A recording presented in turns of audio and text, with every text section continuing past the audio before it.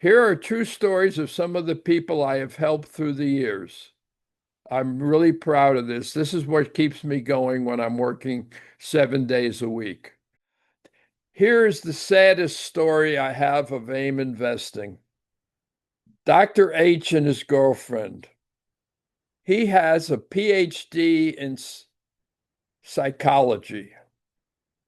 He is a therapist, and I had made him 500,000 or more during the tail end of the last great bull market, which ran from the end of the housing fiasco in 2008 and 9 to up till about 10 years later, 2000, right around 2018, 19.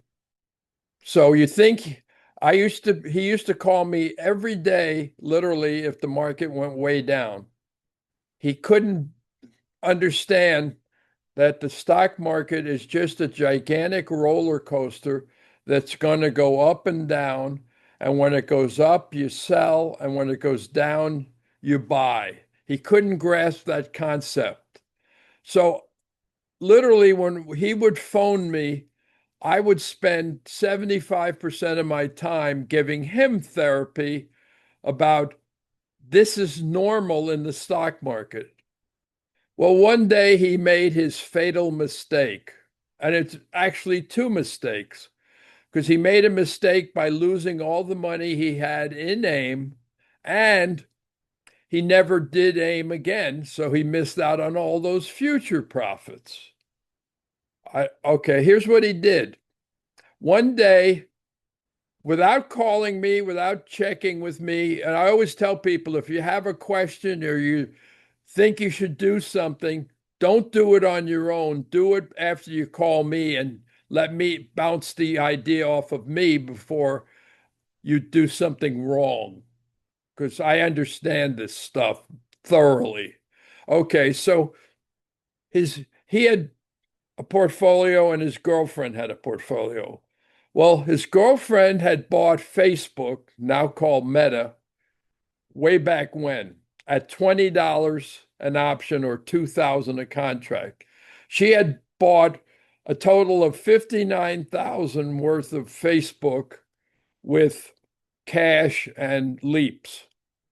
Her Facebook leap had gone from 20 to 2, down 90%.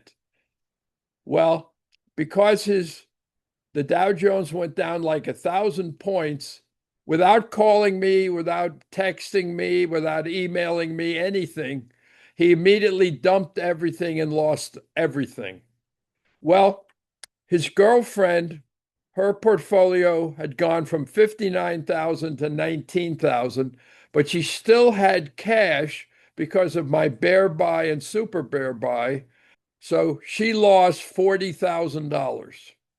Well, I save all the old spreadsheets from people.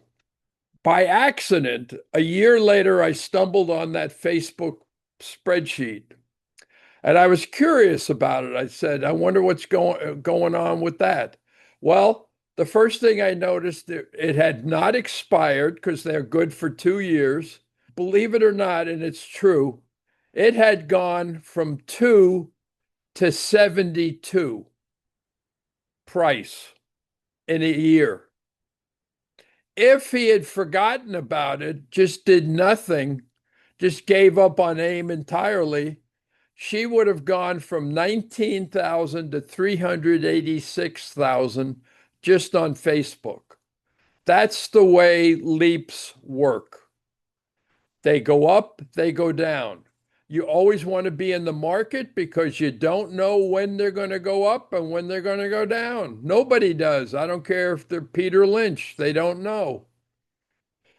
So, by letting his emotions rather than his logic and smarts override his emotional distress, you see why he cost himself probably $1 million then and probably 2 or 3 million since because he panicked like my father did many years ago. And that hurt our family greatly because my father never bought a share of stock for himself. Probably the only shares he ever bought in his life were the 5 shares he got me at Christmas. So emotion is the biggest enemy of all investors. So don't.